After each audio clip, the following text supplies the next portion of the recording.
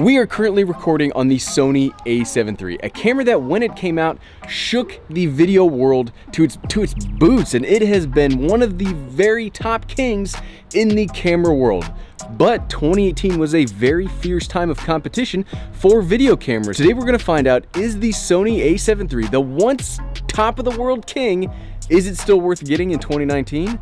Let's find out. What's up everyone, I'm the Everyday Dad, and if I can figure it out, you can figure it out. Bottom line of the video up front, the A7 III is a perfectly fine camera with a fantastic image quality, and if you were into still photography of people, it might be one of the best cameras out there right now for the price. And as a video camera, it's not too bad either. But I would say there are some better options out there, and there are a few problems with the camera itself, more on these later, that make things harder than they need to be. This is my third A7 III. I have a weird relationship with cameras. I mean, the GH5 we're recording on right now is my fifth. Cameras and me, we have like this weird thing going on. But in the last year, I've learned some things that I really like and some things that are meh, and some things that are quite deal breakers about the A7 III. Since I'm a happy-go-lucky kind of guy, let's start off with the positives. Number one, the image quality is great. And yes, that's kind of the reason you get a camera, right? Sony gets beaten up a lot on the internet about their color science, and yeah, back when I had an A6300, the image quality looked very sharp, the autofocus was great, but it just had really weird skin tones.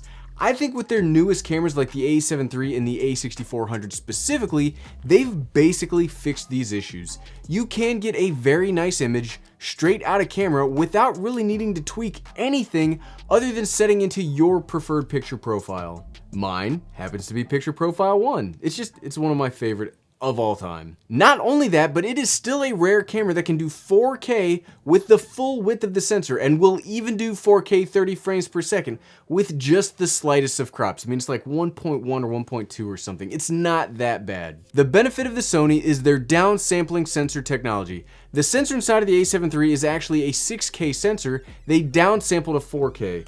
Which, while this doesn't fix the only 8-bit 420 problem the A7 III has internally, it goes a long way towards making that not matter, especially for those of us that don't do any color grading or post-processing. And that's really it. If you are someone that just wants good quality image and you don't want to work too hard to get it, the A7 III looks great. That full frame sensor gives you a very unique look that even my beloved GH5 can't quite get to, even with all of the speed boosters in the world. Something I want to mention really quick is also the internal preamps on the A7 III. They're pretty darn good. Now, there's not a whole lot of cameras out there that I will let do any kind of heavy audio lifting. Mostly I'll let the microphone do all that, or I will just have a separate device that captures the audio for me. But the A7 III does a really great job. Not only the A7 III, there are not very many camera companies that I will trust to do the heavy audio lifting for me. Panasonic and Sony are really the only two I'll let do that. Like right now we have a Rode VideoMic Pro Plus on it, and I'm letting a lot of the work be done in the camera right now. And Sony, they just got it on lock, and that's really important because audio is such a more important aspect of video production than the image quality is. Like, you can figure out what a video is if you can't even really see anything. Like, if you're watching this in 720p right now, you don't really care about the image quality. The audio is so much more important. The A7 III has really good audio. I will absolutely give it that. Number two, the lenses. And this is a weird one that exists now, but did not exist when the A7 III first came out. The lenses did exist, but the Sony lenses are now like reasonably priced. I know, right? That sounds crazy, but think about it.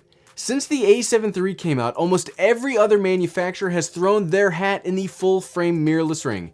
Canon, Panasonic, Nikon. And some of those new lenses are painfully expensive, like $2,500, $3,000. But then the G Master lenses are like, hey, remember me? You used to think I was expensive, but I'm cheaper than the competition.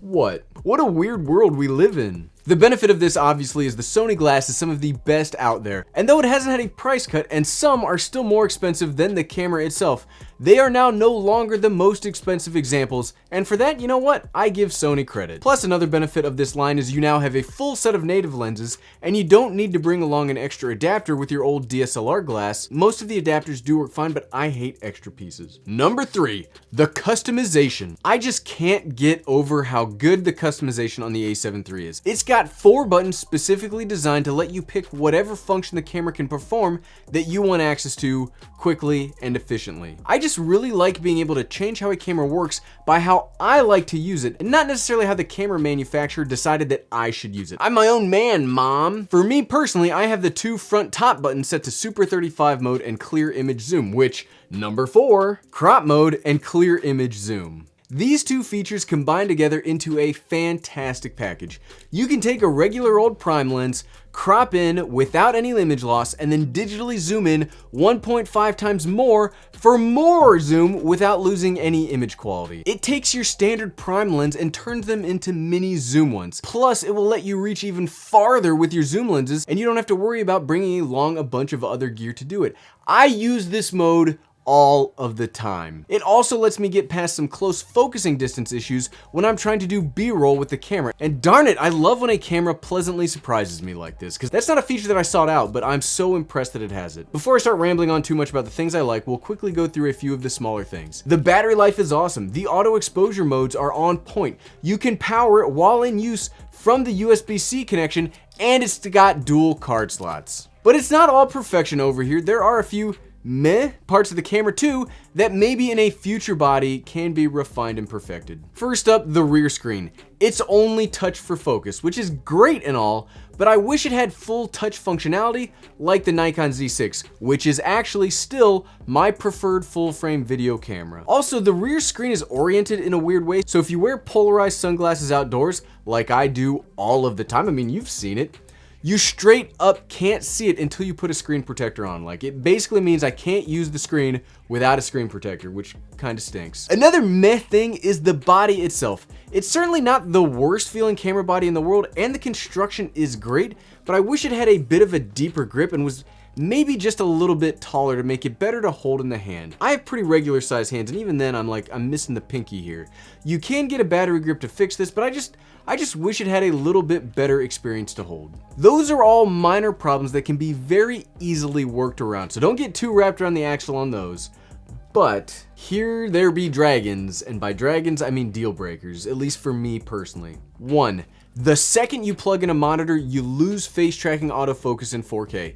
Yes, I know you can still use it if you record externally, but not everyone wants to buy an accessory to have access to a feature that should still just work when you do the one thing you need to use this as a solo content creator's camera. Like, you need to be able to monitor yourself. You shouldn't be penalized for that. You don't have any other real way of monitoring yourself except buying an external screen. So the fact that the face tracking turns off means that you probably need to shoot in a lower aperture rating, giving a deeper depth of field, which negates why you might want a full frame camera in the first place. Like that's like the whole reason, right? When the A7 III first came out, there wasn't really any competition, so I just kind of sucked it up and dealt with it. But now we've got 2 really great alternatives that both fix this really well. One, the A6400, which is basically a mini A7 III, but gives us a flip up screen so we can still have face tracking, 4K, and no exposure while in front of the camera. And the Nikon Z6, which will continue to allow face tracking to work while plugged into a monitor. Those are very valuable features, and I just refuse to buy gear anymore that makes the creation process harder when they don't need to be, and the face tracking problem is a really big one for me in the A7 III. Another major deal breaker for this camera, and I think I've complained about this in just about every single video that I've talked about the A7 III, these doors. 1 year later, and if anything, I'm more angry now than I was when it first came out. These doors are the worst design thing I can think of on just about any camera. The other mirrorless full frame cameras out there all have better ways of dealing with this while maintaining weather sealing. These ports suck, and they really make the experience of using the A7 III for its perfect use, which is live streaming monster camera. It turns that into a painful experience, because you have to stress the ports just to get everything plugged in. Again, the Z6, A6400, EOS RP, EOS R, all of those do much better than the A7 III. For all of its faults, the A7 III is a revolutionary camera. It changed what we expect for the future of mirrorless cameras of any sensor size and what we expect at a certain price point. But it's not perfect, and unfortunately, nothing is. Thanks for watching.